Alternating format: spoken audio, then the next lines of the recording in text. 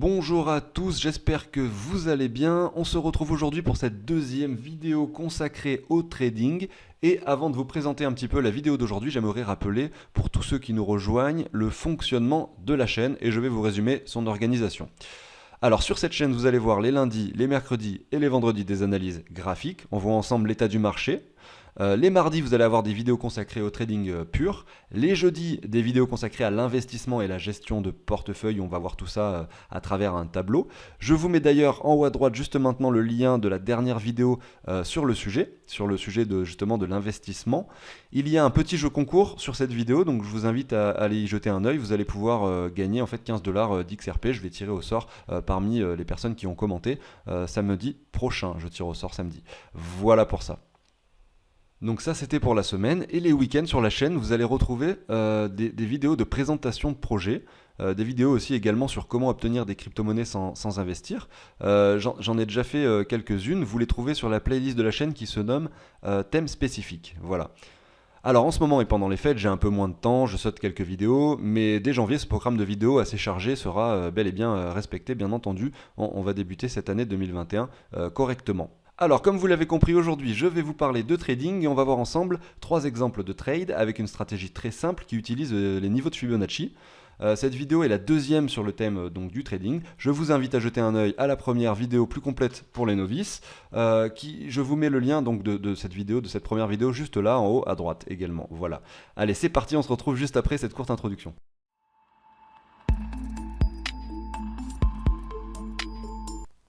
Avant de débuter, n'hésitez pas à vous abonner, à liker, à commenter. Je pense à le dire assez régulièrement, c'est encore le début de la chaîne, il n'y a pas encore énormément d'abonnés. Je compte sur vous pour augmenter sa visibilité et de façon à ce qu'elle évolue et qu'on puisse, que je puisse continuer ce contenu de façon quotidienne durant toute l'année 2021. Voilà, merci à tous, c'est parti. Alors vous le savez, hein, le but du trading, c'est d'avoir un bon risque management, c'est-à-dire de perdre moins d'argent que ce qu'on gagne malgré le nombre de trades qu'on fait. Parce que le but, c'est pas de gagner tous les trades, parce que évidemment, il y en a beaucoup qui seront perdants. Mais ce qui compte, c'est d'avoir plus de gains que de pertes, tout simplement. Donc, je commence ici avec le Bitcoin face au dollar. Je suis donc ici en 1 heure. On est sur un cours actuellement à 26 750 $ et on va essayer d'identifier un petit peu comment est-ce qu'on pourrait s'y prendre, par exemple, pour effectuer des trades ou pour mettre des ordres pour des trades. Alors, comme je le dis à chaque fois, le plus important, alors il y a plusieurs choses qui sont vraiment importantes quand vous tradez. Tout d'abord, c'est la stratégie que vous utilisez. Donc, par exemple, moi, là, je vais vous montrer un petit peu comment on peut faire avec les Fibonacci. Mais c'est pas le plus important pour moi, c'est le risk management. Et donc, c'est essentiel pour moi d'avoir un tableau qui permet en fait de savoir combien on risque de perdre et combien est-ce qu'on peut gagner si le trade s'avère positif. Par exemple, je vous montre ce tableau, donc je vais vous montrer comment il marche exactement. Hein. Ça permet vraiment de comprendre son risque, combien de pouvoir mettre les valeurs du Bitcoin au prix d'achat, le stop loss, le take profit, et on sait exactement combien on risque de perdre, quels sont les gains, etc. Donc c'est relativement pratique, je vais vous le montrer. Vous allez pouvoir l'obtenir, ce tableau, sous l'échange d'une donation. Je vais mettre un palier assez faible, peut-être, je sais pas encore, peut-être 7 ou 8 euros. En tout cas, c'est un tableau que vous allez pouvoir éventuellement reproduire vous-même, hein, si vous voulez. C'est pas forcément hyper compliqué. Ça va vous demander peut-être peut-être 1 heure ou 2, mais voilà, si vous voulez vous éviter ce travail et que vous n'êtes pas forcément très très fort sur Excel en calcul, vous pouvez également l'obtenir simplement sous l'échange d'une petite donation et vous allez pouvoir tout simplement débuter vos trades de façon un peu plus sereine. Mais avant ça, je vais vous montrer un petit peu comment ça marche. Alors, admettons, donc je retourne sur mon graphique en 1 heure. Alors moi je passe mes trades généralement sur la plateforme Binance, il y en a d'autres, hein. Vous avez les liens en description si vous voulez rejoindre la plateforme. Il y a Binance Future et Binance Normal, et moi je fais sur Binance Future parce qu'on peut parier à la baisse, donc on peut vendre ici du Bitcoin même si on n'en a pas, pour essayer de choper un trade à la baisse, donc c'est bien, on peut le faire sur le Bitcoin et également plein d'altcoins, comme il y a par exemple XRP, Ethereum, Litecoin, et il y en a beaucoup d'autres, je crois qu'il y en a environ une vingtaine, ils ont liste de temps en temps des nouvelles, donc c'est assez intéressant de pouvoir du coup faire du vrai trading sur des crypto-monnaies, sur une trentaine de crypto-monnaies, voilà, on peut faire à la hausse, à la baisse, c'est toujours mieux que d'acheter au spot, où on peut pas forcément se mettre nos take profit et nos stop loss en même temps, alors que là sur la plateforme de Binance Future, vous pouvez mettre un take profit et un stop loss, donc comme ça vous pouvez lancer votre trade, aller vous coucher assez sereinement. Vous n'êtes pas, voilà, si vous achetez au spot et que vous mettez juste, parce que vous pouvez mettre juste un ordre de vente plus haut et que le Bitcoin par exemple descend, vous allez perdre de l'argent et ça ne va pas stopper le trade, et donc voilà, ça peut être embêtant. C'est pour ça que c'est utile d'utiliser ce genre de plateforme. Si vous ne connaissez pas du tout et si vous ne comprenez pas de quoi je parle, je vous invite à aller voir justement la première vidéo de trading que j'ai faite, où j'explique vraiment en détail cette plateforme et comment elle marche, etc. Comment passer les ordres, comment on met le stop loss, le take profit, tout ça. J'explique tout sur la première vidéo de trading de la chaîne. Voilà, tout simplement. Alors, imaginons, alors moi avec le Fibonacci, ce qu'on va faire, c'est que, là je suis en 1 heure, on va essayer de voir un petit peu. En fait, il y a des niveaux qui sont généralement intéressants. Alors, c'est une stratégie qui est relativement simple, hein. Comme je vous dis, moi je mise plus sur le risk management. Par exemple, vous avez 1000 euros à investir, vous allez sur chaque trade risquer 20 euros. Donc ça représente 2% de votre capital. Donc là, vous êtes assez tranquille, vous pouvez en perdre une dizaine d'affilée, c'est pas très grave, vous allez perdre 200 euros. Mais voilà, vous n'allez pas être sous l'eau, même en perdant 10 trades d'affilée. Il suffit que vous en gagnez par exemple 5 ou 6 pour récupérer les 200 euros que vous avez perdus. Donc vous voyez, ce que je veux dire, c'est que vous pouvez gagner moins de trades que ce que vous perdez, parce que vous allez mettre par exemple des take profit beaucoup plus hauts que les stop loss. Donc ce qui veut dire que quand vous gagnerez un trade, vous gagnerez plus d'argent finalement que lorsque vous allez le perdre. Donc ce qui permet en fait d'avoir un taux de réussite assez faible. Par exemple, avec un taux de réussite de 33%, vous pouvez être gagnant si vous avez un bon risk management, etc. et que vous savez prendre vos décisions. Je vous montre un exemple concret, hein. Le trading, c'est pas facile, hein, il faut le comprendre. L'investissement, c'est plus simple, hein, évidemment. Même si l'investissement, il faut être de temps en temps un petit peu plus patient, évidemment. Par exemple, si je mets une position d'achat. Donc je dis que par exemple, alors là je fais un exemple concret, après je vais vous parler des Fibonacci, hein. Mais si j'estime que le prix du Bitcoin va retourner par ici, moi je vais mettre mon stop loss pile poil en dessous des mèches ici, et je vais viser justement une cassure de cet ATH pour aller vers les 29 000, 30 000, admettons la target des 30 000. Et ben voilà, vous avez un risque ici de 4,66 pour 1, ce qui veut dire que là, si vous perdez 20 $ ici, vous allez gagner 20 $ x 4,66. Donc ce qui fait quasiment 100 $. Vous voyez, donc en fait c'est ça le risk management. On va essayer de rentrer en position au bon moment, même si on perd des trades, c'est pas grave, parce que quand on en gagne un, vous voyez, on gagne beaucoup plus que ce qu'on a perdu, et ça récupère un petit peu les trades perdants, et le but c'est d'être forcément en positif. Et voilà, mais évidemment on ne sait pas dans quel sens va aller le marché, il ne faut pas croire que c'est facile, on peut en perdre beaucoup, et c'est pas forcément parce qu'on est un mauvais trader, évidemment. Et ce qu'il va falloir savoir quand vous allez ouvrir un trade, donc si je remets mon exemple, ça va être en fait, par exemple, vous allez mettre ceci comme ça, donc je remets les 30 000, ça va être d'entrer donc les valeurs, parce que vous ne savez pas combien de bitcoin il faut que vous achetiez pour justement perdre 20 $ si on vient toucher le stop loss qui est ici. En gros, le cours est ici, si par là, hop, le trade se clôture automatiquement, et vous voulez avoir perdu seulement 20 $ et pas plus, et ni moins, c'est 20 $, c'est votre risque. Là, pour savoir combien de bitcoin il faut acheter à cet endroit-là pour risquer 20 $, et ben justement on se retrouve sur le tableau, et puis là on essaye justement de remplir quelques cases qui vont nous permettre d'obtenir la valeur qu'on doit acheter en bitcoin. Donc vous allez mettre ici votre prix d'achat de bitcoin. Donc là ici sur cet exemple que je viens de vous montrer juste avant, on était sur une entrée à 26 350 $. On a un stop loss qui est situé donc à 25 500 $, et on a le take profit qui est situé à 30 000 $. Et du coup là voilà, ça vous dit exactement pour pouvoir risquer 20 $, vous pouvez faire varier ce chiffre là. Ça c'est en fait le nombre de dollars que vous allez devoir mettre de votre poche. Ça va être multiplié par le levier. Donc en fait vous allez par exemple avec seulement 30 $, vous allez pouvoir acheter 600 $ de bitcoin, ce qui va représenter 0,022 bitcoin. Donc là vous avez ici, vous pouvez faire varier ce chiffre. Donc par exemple moi là je l'ai mis à 30, si je le mets à 25, on voit que on risque de perdre seulement 16 $ ici, c'est écrit là. Donc il faut le faire varier jusqu'à ce qu'on arrive donc à une perte de 20 $. Donc là j'ai bien mon risque de 20 $, et je sais que si je gagne ce trade, je gagne 83 $, vous voyez. Donc ça c'est un tableau qui va vous permettre de faire tout ça. Je vous l'offre sous l'échange d'une donation, et si vous m'en faites, évidemment je vais ajouter toutes les autres crypto-monnaies qu'il y a sur Binance Future pour que vous puissiez le faire sur toutes les monnaies qui sont disponibles. Au moins sur Binance Future, ça sera déjà pas mal. Après c'est pas compliqué d'en ajouter, je vous montrerai probablement comment faire également sur une vidéo, probablement que je ferai en privé dans le futur. Mais voilà, donc vous avez compris l'idée, hein. En gros vous mettez votre prix d'achat, votre stop loss, votre take profit sur la plateforme, vous allez pouvoir rentrer tout ça finalement en temps réel, hein. Vous allez pouvoir mettre le stop loss, le take profit, vous allez pouvoir tout faire facilement, et derrière vous savez exactement où vous en êtes.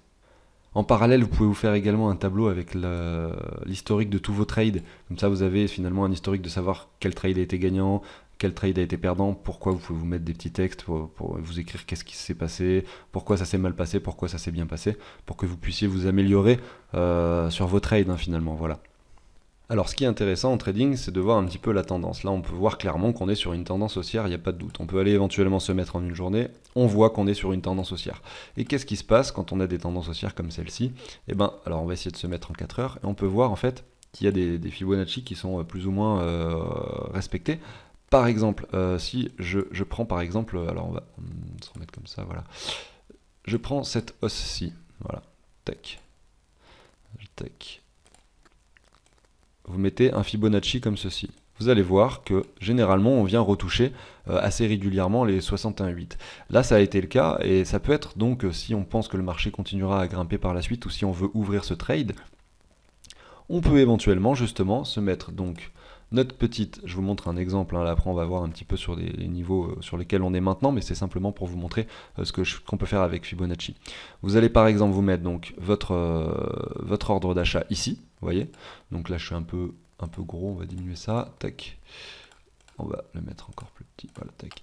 Et vous allez donc sur le niveau des 68, vous mettez toujours un petit peu au-dessus, parce que des fois ça vient mécher en dessous, mais des fois ça s'arrête un petit peu au-dessus, donc c'est toujours bien de mettre son ordre, on va dire, un petit peu plus haut que le niveau de Fibo où vous voulez trader finalement. Vous pouvez également, en plus des Fibo, regarder les corps de chandelle, par exemple ici on est sur plein de clôtures de chandelle, vous voyez, donc ça correspond pile poil à des niveaux qui peuvent être pertinents pour ouvrir un trade. Donc par exemple ici, voilà, si vous vouliez à cet endroit-là l'ongle marché, donc là on est sur des bougies rouges, donc c'est forcément des bons moments pour acheter. On n'achète pas quand les bougies sont vertes, on va pas acheter ici le marché, on va pas ouvrir un trade à l'achat ici ou ici, même ici. En fait ce que je veux dire c'est qu'il faut essayer de voir d'acheter quand le marché va en sens inverse de la direction où on souhaite trader, vous comprenez. Donc là on vient toucher pile poil les 61,8. Vous mettez par exemple, vous aviez mis à l'avance, admettons qu'on était ici sur le cours, vous aviez mis votre ordre, hop, vous êtes touché ici par exemple. Donc vous voyez, vous allez mettre votre stop par exemple, hop, en dessous de cette bougie là. Vous voyez, donc vous avez votre stop ici. Vous avez donc votre achat qui se trouve ici, donc un petit peu au-dessus des 61,8. On vient le mécher ici, donc là vous êtes rentré en trade.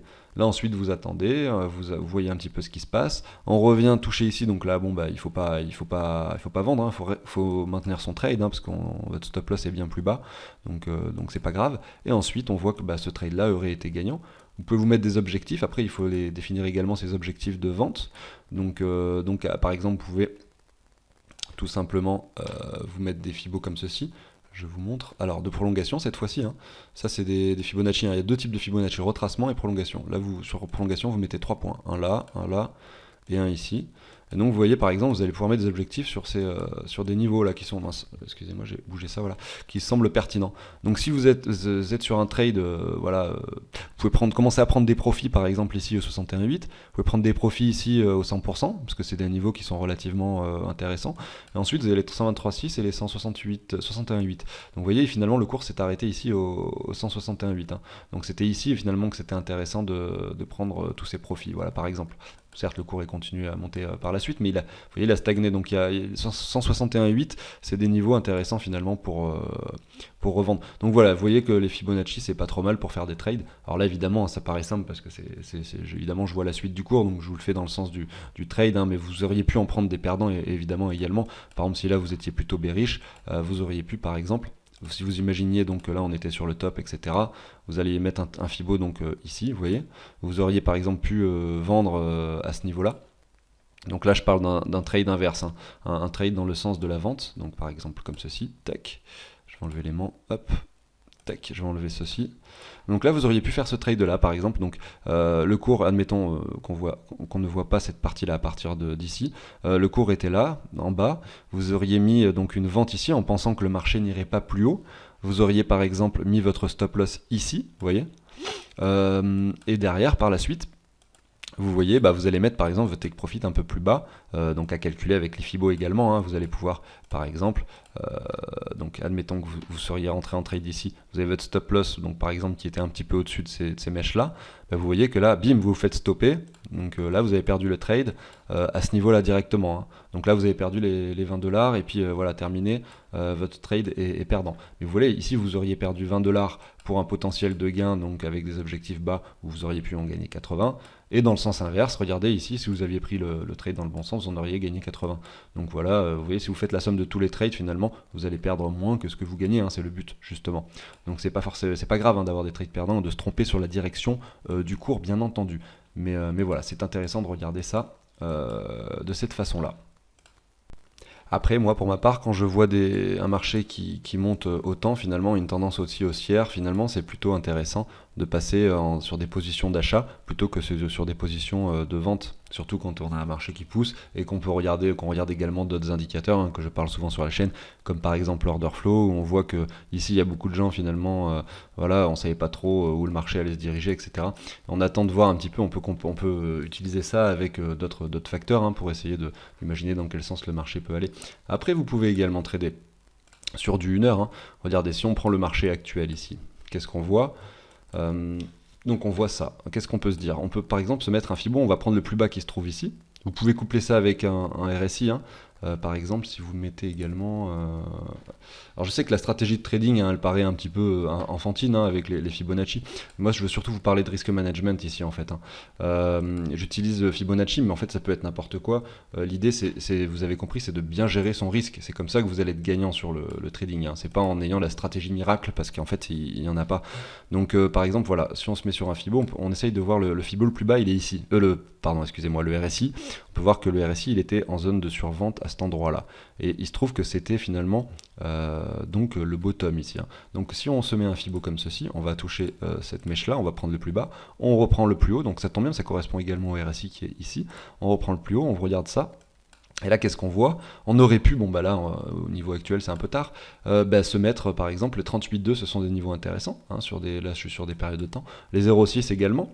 Donc par exemple, là si on veut donc imaginer un trade qu'on veut mettre éventuellement sur Binance Future ou sur d'autres plateformes, hein, vous êtes libre d'utiliser ce que vous voulez bien entendu. Vous allez par exemple du coup mettre une position longue à cet endroit-là, vous allez sur votre graphique TradingView, vous mettre ceci. Alors on le positionne, là je viens de le remettre correctement au 61,8, on se met un petit peu au-dessus. On peut éventuellement se faire un petit trait pour être sûr de son coup en se mettant comme ceci. Voilà, je veux passer à l'achat juste au-dessus des 61,8 ou peut-être même un peu au-dessus là sur ces mèches-là. Vous pouvez regarder également les mèches pour voir où est-ce qu'on peut aller. Par exemple par là. Donc vous allez entrer en position ici, vous mettez votre ordre d'achat à cet endroit-là. Votre stop loss, où est-ce qu'on le met par exemple? Et bien là, par exemple, moi si je devais faire ce trade, alors je me mets en 4 heures, c'est un peu plus visible, et ben je mettrais par exemple mon stop loss, alors là je 61,8, on peut le mettre soit en fait en dessous des 78,6, soit finalement en dessous de cette mèche là. Mais donc là ça vous fait un stop loss énorme, hein. Vous voyez, vous n'êtes pas sur un risque management très intéressant. À voir jusqu'où vous allez mettre votre take profit. Si vous voulez aller sur la target des 30 000, vous avez donc un risque reward de 1,77. Donc c'est pas forcément intéressant. Vous risquez 20 dollars pour en gagner 20 fois 1,77, donc quasiment 40, mais même pas en fait. Voilà. Ou alors sinon, ce trade-là, il peut être intéressant, effectivement, si on mettait son stop, par exemple, au-dessus des 78,6, tout simplement, à cet endroit-là. Et donc, on pourrait imaginer, voilà, que voilà, ce trade pourrait être intéressant. Si vous pensez effectivement que le cours va aller liquider tout le monde et qu'on va voir justement une mèche qui va pousser un petit peu plus bas ici, aux 21 000, voire 20 000, vous pouvez éventuellement donc mettre votre trade plus bas, au risque de ne pas le prendre, hein. Vous voyez, donc par exemple, là on était au 61,8, voilà, il y a les 123,6 qui sont des niveaux intéressants également, si on prend les retracements. Donc on peut éventuellement mettre également son ordre ici, hein, vous voyez, son ordre d'achat. Là on a un risque, un risque management beaucoup plus intéressant avec un stop loss finalement qu'on pourrait par exemple mettre en dessous de ces mèches-ci, vous voyez, alors même plus bas, on va dire en dessous de celle-ci, voilà, et avec donc un risque reward beaucoup plus important, vous voyez, si on va chercher les 30 000 derrière, vous avez un risque reward ici de 2,09, voilà, à partir de 2, on va dire que c'est relativement intéressant. Voilà, donc ça c'était un petit exemple sur le cours actuel de ce qu'on peut imaginer.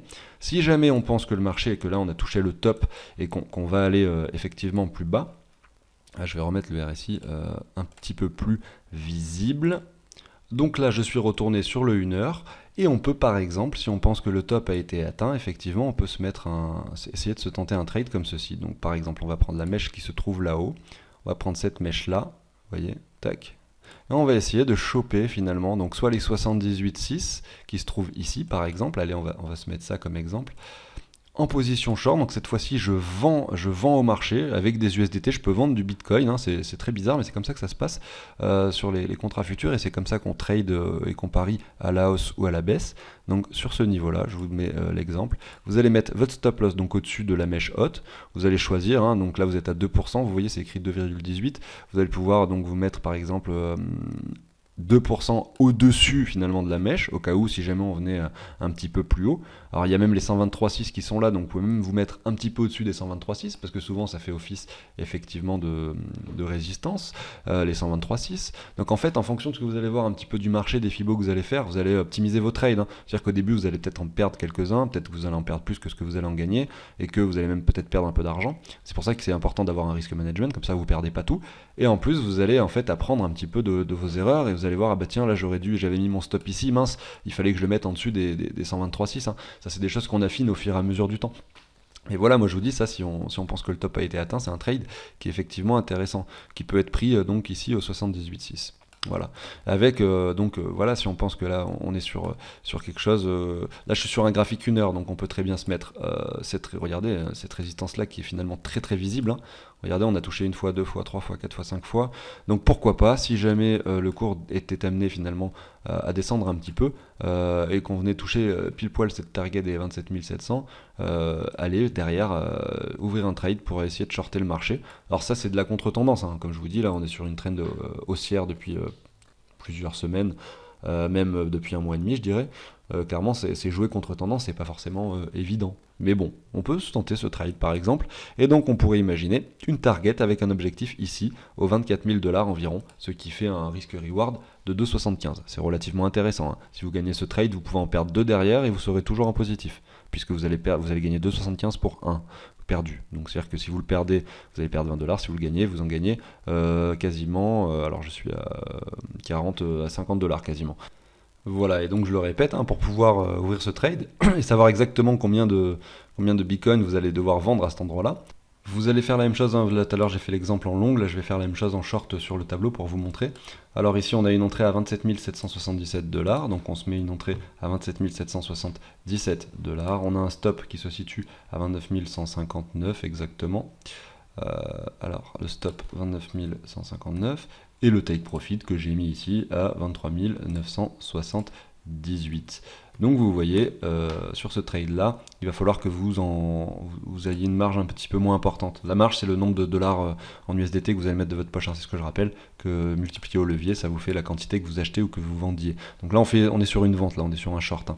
Donc là les chiffres s'affichent en négatif, mais en fait voilà, peu importe, ce qui compte c'est que voilà, c'est 20 $, ça change rien, en fait qu'il y ait le moins ou pas, ça ne change rien du tout. Si vous mettez 20 ici, voilà, voilà, on va mettre 21 pour être un peu plus précis. Voilà, vous risquez ici 20, quasiment 21 $, et si vous gagnez ce trade, vous en gagnez 57, tout simplement. Donc c'est la même chose, hein, c'est exactement pareil, sauf que là c'est en short, et le trade, bah voilà, vous allez mettre votre stop loss ici. Si le cours monte, bah, vous perdez de l'argent. Si le cours descend, vous gagnez de l'argent. Voilà, vous avez compris l'idée.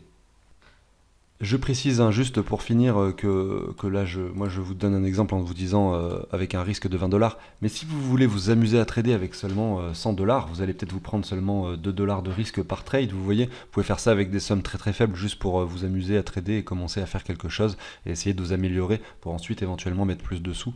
Voilà, si vous voulez commencer avec 1000 €, 10 000 €, peu importe, ce qui est important de faire c'est de prendre 2% de risque sur chaque trade. Si vous mettez 2000 €, vous risquez de perdre 200 € à chaque trade. Si vous mettez 1000 €, vous risquez de perdre 20 €. Si vous mettez 100 €, vous risquez de perdre 2 €. Le chiffre de 2% est pas mal. Vous pouvez le monter à 4, 5% si vous êtes un peu plus aventureux. Mais que voilà, après, moi je vous conseille forcément de rester sur des pourcentages relativement faibles pour pouvoir en perdre un certain nombre sans forcément perdre l'intégralité de son argent, vous comprenez. Voilà. Donc écoutez, j'espère que cette vidéo un petit peu pédagogique vous a plu. Dans les prochaines vidéos de trading, hein, je ferai des vidéos un peu plus poussées avec d'autres stratégies de trading. Là j'ai parlé de Fibo, j'ai parlé de choses qui étaient vraiment très très simples. On va pousser un petit peu plus les stratégies, on va essayer d'identifier de nouvelles choses, de nouveaux. On va le faire sur d'autres tokens évidemment. Là c'est que la deuxième vidéo et je reste encore très très pédagogique. J'espère que voilà, vous comprenez ça. Pour ceux qui connaissent déjà un peu tout ce que je dis, bah désolé pour vous, hein. Et puis écoutez, de toute façon on se retrouve sur les vidéos d'analyse qui vous intéressent intéresse sûrement plus. Et puis écoutez, je vous souhaite à tous un agréable journée, et puis on se retrouve très bientôt pour la prochaine vidéo, probablement demain. Salut tout le monde!